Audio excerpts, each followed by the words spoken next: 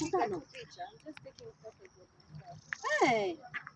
Na ulisema unaenda mkutano na ulikuwa urudi shuleni by 2.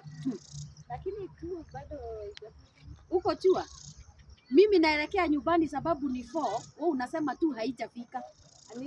I took a day off. By whose permission? Nilichukua permission ndio nikatoka. Kutoka kwa nani akakwambia umepewa siku mzima?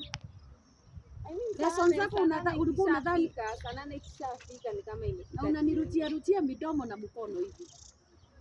Hebu nikuulize Madam Milika. Uko sure hii kalia ulikuwa unataka kusoma ama ulifotiwa na wazazi? I mean, what's funny? I still have time in my life. I can choose whether to continue or not. Enyewe wewe ndio maana ulitaka kufanya beauty ama ni fashion? Sababu hii naona vizuri, ungekaa vizuri ukiwa uko fashion and design. Na makucha, unaona makucha. Wewe tuonane tu shule. Kesho naona ukuje. Sijui ukuje na barua ya hapana teacher. Haya tuonane kesho. Haya. Atoliwe ulimbo.